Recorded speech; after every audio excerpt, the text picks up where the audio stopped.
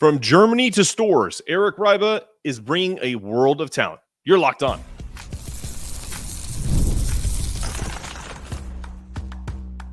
You are Locked On UConn, your daily podcast on the UConn Huskies, part of the Locked On Podcast Network, your team every day. Thanks for making Locked On UConn your first listen every day. We are free and available wherever you get your podcasts and on YouTube, part of the Locked On Podcast Network, your team every day. Before we dive into today's show, I'd just like to take a quick moment to ask for a small favor. If you're enjoying the content, please take a second to subscribe to the YouTube channel.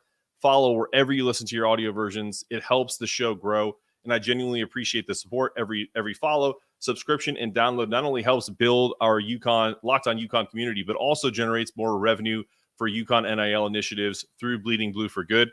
Also, we're donating 10% of all of our revenue to Husky Ticket Project. I'm proud to partner with Kevin Solomon and the boys there. We help send kids to games that are in underserved communities, and it makes a real difference in the Connecticut area. Thank you for being a part of this journey with me and for making Locked On UConn your first listen every day. Today's episode is brought to you by FanDuel. Place your first $5 bet, and you'll get started with $150 in bonus bets guaranteed. Visit FanDuel.com to get started. Okay, we're really excited because today we're spotlighting Eric Reibe, one of UConn's newest and most unique recruits, a 7-foot lefty, stretch 5. Eric brings skill, toughness, finesse, and basketball IQ, all that making him a perfect fit for UConn's system. His ability to shoot, pass, and set and read screen action at his size means he'll keep defenders honest. Eric is a skilled passer with an advanced feel for the game, whether it's hitting cutters, working off the dribble handoff, or reading the floor. This made Eric a top priority for Danny Hurley and his staff as they valued top prospects who can process information quickly. I knew he was a Husky when he said this. My main focus throughout the recruiting process was to just train hard and just to get better every single day. Well, without further ado, he's here. One of the newest commitments to UConn, Eric Reibe. Let's get him on the program. Let's get you going here. Let's get you unmuted. Eric, listen, man, thank you for being here. Your path to UConn has been kind of a global odyssey from Switzerland to Germany and now to the U.S. What was it about UConn once you started to peel back the onion? What made it feel like the right fit? It was just when I came on campus, it was all just structured. It was very, very structured. Coach Hurley knew what he was doing. All the coaches they were all like this. Everyone knew what I was going to do next, where I was going to go next. And the basketball side is just so impressive. You know, what they've done in the past 25 years. It's just, there's another program that has done that yet. And with what they did with Donovan Klingen, it was just too good to be true for me. And to have that availability for minutes too. Yeah, no, I that's great. When you look at Donovan and his kind of ascension when he came to UConn, didn't start right away. He had to sit out behind another NBA player in Adama Sanogo. What kind of similarities do you see to your game in Donovan's, if at all? I mean, Donovan, he was at the top of the key doing handoffs. Like, he was one of the main guys in the offense, and that's where I see myself at. But I shoot more than Donovan. But Donovan was more of a great defensive player, which is what I got to work on the most. So we both have our upsides and the stuff that we have to work on. Perfect. All right. So growing up and playing basketball in Europe, you were exposed to a different style. What most U.S. high school players experience is different. So how did your time in Germany and in Switzerland shape your approach to the game today? I mean, it just set a foundation for me on how I play basketball and to try to play the right way. Because every summer I go with the national team. Last summer, this summer, summer before. So I always switch now between the American system and the European system. And the practices are just different. It's really structured, and the plays and what the coaches expect from you. So I'm kind of already prepared for how UConn's going to be. I know what I'm getting myself into. And yeah, it's just a different practice style. And we practice a lot more. Yeah. Give me an example, because if for anybody that doesn't know, like what would be the difference between the practice styles between like an American style and Europe? Running more plays. We run a lot more plays. We got so many. I mean, we're all right now under 18s, and I don't see a lot of high schools except for the top programs run so many plays. We got at least 7-8 different baseline out of bounds, press break, sideline, sets, motions, fast breaks. We got all kinds of sets. And I love it. And the scouting aspect, because I mean, with the national team, we have to scout every opponent. You know, one day we play against France, next day we play against Croatia, Italy, Spain. So we got to really prepare for all of that, and just after one game, just switch the next game. Okay.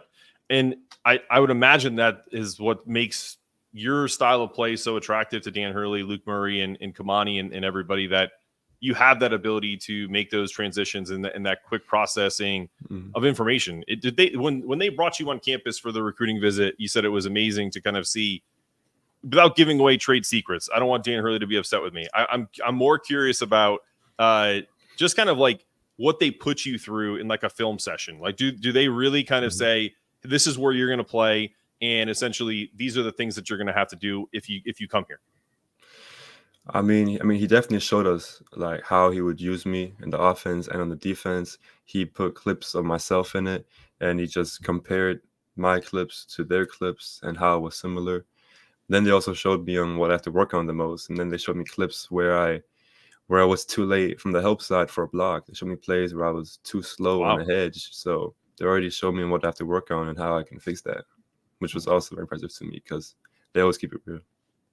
Do you feel like, and you don't have to, I'm not trying to put you in a bad position here, like when you went to other recruiting places, I'm sure a lot of people are similar. Some coaches are similar or a lot of coaches are similar, but did you feel like the attention to detail with UConn was the same, or was it better in the respect of, especially with not the negative stuff, but things that you have to do better?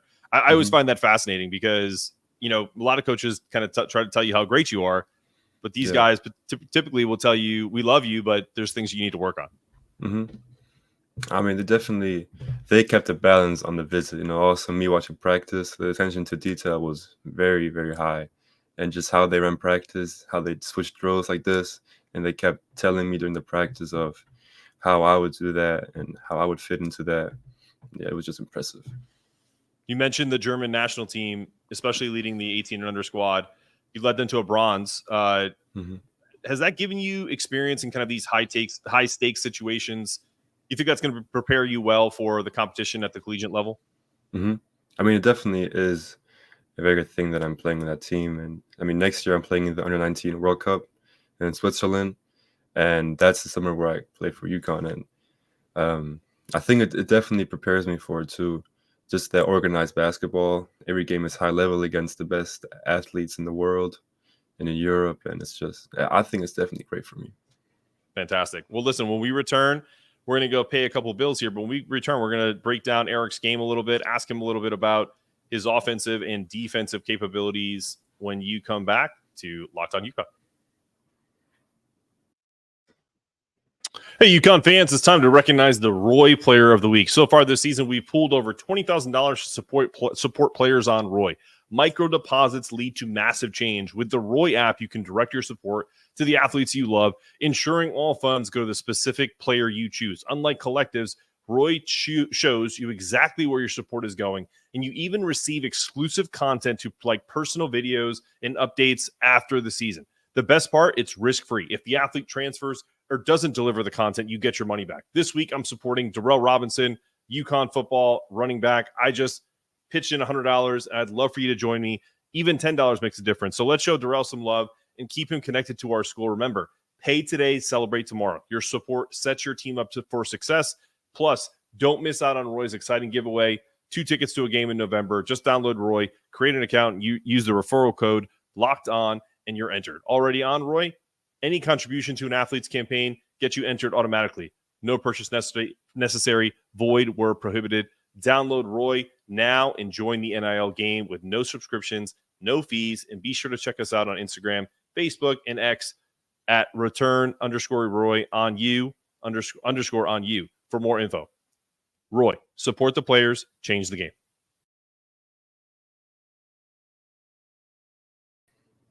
All right, we're back on Locked On UConn with Eric Reibe. Eric, thanks again for joining us. Listen, man, I love your game. When I started looking into you, when I started to hear rumblings that UConn was targeting you, I immediately was sold on you because I saw some clips of you in dribble handoff. I saw some clips of you kind of initiating offense from kind of a stretch 5 position. Yeah.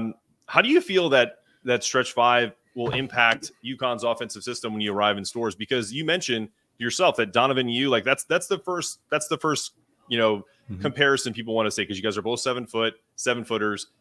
You shoot more than him. You do a little more than he does, at least when he first started, arriving in stores or being on UConn's radar. So what kind of an impact do you think you can make from that perspective on having those skill sets that other big men that have come to UConn haven't had? I mean, I'm excited about Coach Hurley's plan with me and how he's going to use me in the offensive style. Like things like me being on top of the key, looking for cutters or playing handoffs, and one guy in the corner, one guy on the wing. He sets a down screen. I can even throw a lob, or he goes. We have an empty side, we have an empty corner. I can do pick and pops. I think there's just so many things that we can do with the offense that many big men might not be able to guard. Or I can switch. I mean, I can make the other people switch, and I have a small guy on me. I can back him down or let the guard play against the big man. Just many things that we can do. Yeah, it feels like the possibilities are endless, and that's what drew me to you initially, is to have that type of positional versatility, which Danny and his staff talk about all the time, is so important. They use a lot of horn sets. Was that talked about in the respect of how that creates spacing? In particular, we have two new recruits that are coming with you that are a part of your class, with Darius Adams and Braylon Mullins. Did they ever talk about the three of you, if almost like pitching that aspect of, listen, we're going to have one of the best recruiting classes in the country. You guys can help each other create spacing. Yeah, definitely talked about that. I mean, Darius and Braylon, they're best shooters in the country, and with all of us being able to shoot, it's just so dangerous for other teams to guard that. And talking about the horns action, we didn't specifically talk about that, but I can imagine that, instead of they always come up, like, let's say the horns action, I'm on the left wing, the other center is on the right wing. He can pitch it to me, come for a handoff. He can run off a screen. I can flare off the other big man, and he could just give me a pass for a 3-pointer. There's just so much we can do. Man, I wish I was gonna say, I wish I had copyright to some of the videos to like throw it up on the screen just so you can kind of walk us through it, because like I told you before, I'm such a hoops head and nerd about this stuff, but I don't want to get pulled off YouTube and not be able to share the interview with everybody. So people will just have to envision what you're talking about, which is fantastic. But no, listen, man, that's great. And I really do feel like what they've done in bringing you guys in particular with you at the head of this, is kind of like a pick your poison class, right? If you're going to get a ton of attention, then you're going to dish it out unselfishly to your teammates. And there's also a hell of a bunch of guys that are still going to be at stores when you get there. So it's going to be really interesting. What did you think about? I'm gonna steal a question from my mailbag. So I'm gonna give credit. This was a mailbag question, but I have to ask about this and I want to get to it before we get to the third segment. What was the reaction for you when Dan Hurley and Luke Murray, in particular, both of them, came to your school after the presidential visit when they won the national championship? I mean, it was definitely different. It was definitely crazy how they pulled up to my gym, and I told some guys before that they would come, and all my teammates were in the gym, like waiting for them, and it was just like a different atmosphere that they brought. Coming from the White House, it's just like, it doesn't happen a lot, No, so that it definitely got me excited. And then we talked after that for a long time. That's awesome. And that's then great.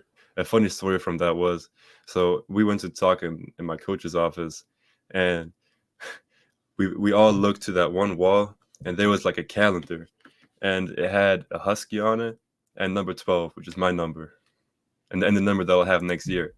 I have that picture. It was such a coincidence. That was just like one of the signs that it was just meant to be. That's fantastic. That, you know what, man? That just tells you that you were meant to do it, right? You were meant to come here, and we're definitely happy about it. I think I've heard you say that you're a Porzingis. You feel like you're a Porzingis guy. Is that kind of like, would that be like the modern day comp right now? Is that's kind of like where you feel like you'd play, because the way Boston uses him is probably something that UConn is going to look at for you. Yeah, that's kind of what I see myself in the future as. Still working on my athleticism and my just on my physicality and my body, moving better. I'm just working every day to reach that level, and then to have that role that Porzingis has on the Celtics. I love it. What parts of your game outside of, I think you mentioned it, that the coaches have asked you to maybe work on before you get to campus? Because I mentioned this before, the best thing about UConn last year when they had Klingon and Sampson kind of in and out of the game, they would play two different styles of defense. They'd either head screens or they would drop, right? In those, just tell me from a defensive standpoint, in those scenarios when you're either hedging screens or dropping, what have you played and which do you feel like you're better at right now? I think it depends on the matchup and who the guys are in the pick and roll.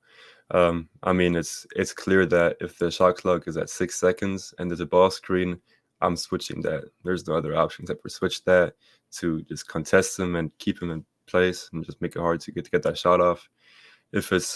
I can hedge on screens. If it's a corner, we might even double him, and if it's top of the key, I'll do more of a quick show and then just get back to the center that rolls. And yeah, it just depends on the matchup, to be honest. But I think I can do all of them. But I like drop the least. At the NBA level, dropping is the least attractive. So and you can't drop at the highest level all the time. It's good. Like you see with Kalkbrenner, he does it a lot. It works. I just think that to prepare for the highest level and to play the highest level, I should work more on hedge and switching. Sure. And it helps with my feet and.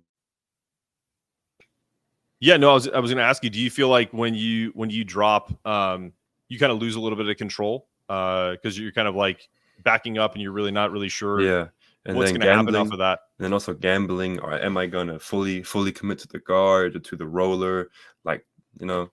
Yeah. No, it's great. Yeah, man, I could talk about that stuff all day, but me too. We're gonna move on.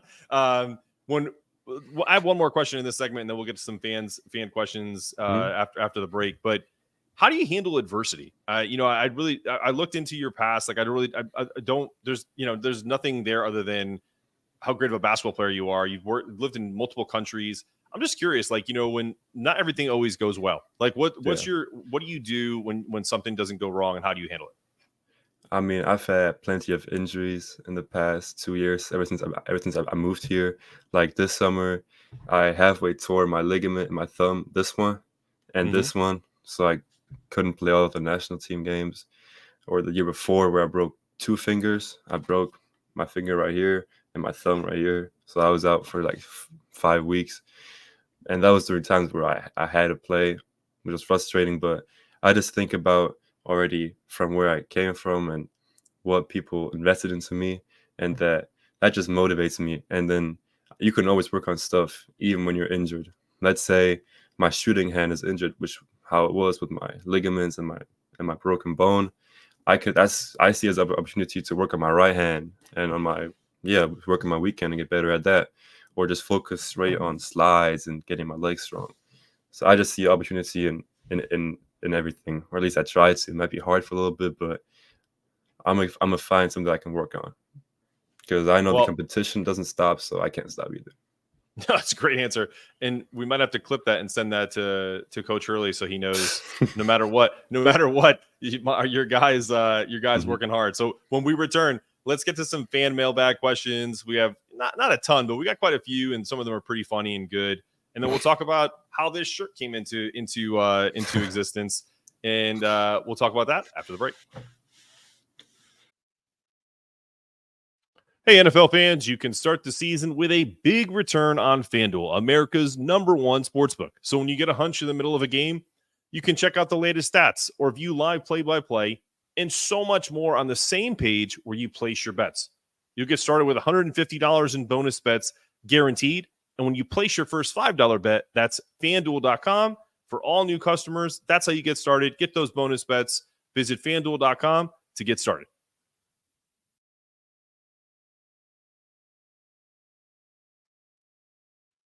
All right, we're back with Eric Reibe on Locked On UConn. Last segment of the day. Again, appreciate your time tonight, man. fan mailbag questions. I already stole one. I apologize because that was the first one. What's your reaction? But I was going to ask that question anyway, and I was like, no, they're kind of with me there. At what point did you kind of talked about? I want to know the exact moment because everyone has their list, right? You put out your list of finalists and whatnot. What was was it the moment where you saw that Husky in the room with the coaches that you knew that this was the move, or was it when you got to campus? Like, what was that like seminal moment where you're like, I'm definitely coming to Source? It's hard to say, I mean, with respect to the other colleges. Sure. I mean, it's hard to say that. I still had to finish up my UConn was like. This is a hard question for the other coaches. These are the fan questions. No one said these UConn fans were easy. But yeah, no, if you don't know exactly, it's cool, man. It's not a big deal. Yeah, I mean, I don't know the exact time, but after a while, I just started to realize like this is the place where I develop the best on the court, off the court, the mental aspect, my defense, and after a while, it was just very clear to me. Going on all those visits. Yeah, I love it. When did you first hear about UConn? Like, when did that, when was that kind of like in your brain? When I first moved here, I didn't know much about them. When I was in Germany, one people I really heard of was Duke and UNC. Those are the only colleges that I heard from before that. So I had to learn a lot of stuff when I first moved over here, learn all the colleges, and then over time it was just UConn. Then they won the first national championship, and they won the second. I already knew all about them like before they got the first national championship. Okay. I like it. Next question. What are the biggest cultural differences between Germany and the US? I would say the people are very different. People in Germany are more kind of like more to themselves. They like to be in their kind of like comfort place. They just go and do their stuff. They don't really do anything extra. They just go to the supermarket, get all their stuff, and go back. Don't really approach anyone. And over here, it's just people are more friendly. The whole high school system is different than in Germany. And the people, they just more friendly and they talk more. And the food, obviously. Talk to me about the food. I mean, over here, it's way more fast food. I see on one street, I see McDonald's, then I see Wendy's, then I see Subway. But over like in Germany, we have more kebab, like more kebab places, and then restaurants, bakeries. I've barely seen any bakeries over here, honestly, and I miss it. I miss the German bakeries. You do miss the German bakeries, huh? Yeah. Okay. I like it. There's a pretty well-known UConn Husky who won a national championship, who is German, who plays on the German national team, Niels Giffey. Yeah. When you committed, did he reach out to you, or do you know him at all? Like I know UConn fans are excited to hear about that. I haven't made any contact to him yet, or he hasn't contacted me yet. Okay. All right. Well, maybe we'll clip that and we'll have to send it to him. Maybe we'll give him one of these shirts too. He can talk about it. Last mailbag question. I think I just lost it. Hold on. There it is. And this is honestly, this one was like, I didn't even think about it, but this is, I mean, one of the most famous German players of all time. Has Dirk Nowitzki been a big influence in your game? He has been. I've heard a lot of comparisons between us. And I mean, I grew up watching him a lot. In Germany, he was a legend. He still is a legend. And yeah, watching his game and what he's achieved also inspired me to be the best player that I can be. Love it. And he just inspired me to work on my fadeaway. My fadeaway was my favorite move for a while. Yeah. I love it. If you took a fadeaway in your first game of the year, do you think Dan Hurley would be excited about it, or would he be pissed about it? If I make it, he'll be happy. If I don't, that's a great answer. Before we talk to you about this shirt and how it came to fruition, I want to ask you this last one. This is from another fan. Can you give fans a sense of your daily routine? My daily routine. So, I mean, in the morning, I usually have my morning workouts 2 to 3 times per week before school. And I shower in school, and I have school from 8 to 3:05. And then I eat again. because to get ready for my next team practice, and we usually lift before that too, and then I go home, do my homework, and do some recovery stuff. I got a sauna actually right here. That's awesome. Actually, yeah. So when I have an off day, once in a while, I just like to get in there, or I go into cryo fridges. I was gonna ask you if you did cold therapy. That's pretty cool that you have. Yeah. Okay. And before every practice, I always do my exercises for my knee and like tendonitis maintenance, and because that's a big thing too. You know, when you work a lot and you play a lot, because our schedule here is crazy. So I gotta do something for that knee. And after every time I work out or train, I always put ice on my knees. Yeah, it's kind of my routines. So this, even though this is a podcast, because we're recording and because we have sponsors, I can't say what all of this says on the shirt. If it was a live show, we could definitely say I'm happy to be a bleeping Husky. But how did that just like come out of you? You were like, you just were so happy that, because I have no problem with language, and I know the coaching staff doesn't either. But again, just for our own purposes, I don't want to have to bleep it out. Like, does that something that just like happened, and then a friend of mine made this shirt, and then you bought it, right? Yeah, I bought it because I thought it was pretty funny. It is funny, right? I mean, it is pretty funny, but it wasn't something that I planned. It happened, but I mean, I got like mixed feedback. I mean, obviously the team loved it, the coaches loved it. When people weren't happy with that that's okay. Respectfully, we're the great Indiana fans and Kansas fans. They didn't like that at all. But like, it happened. Got to move on from it, learn from it. But who in their life hasn't accidentally cussed? And it happened.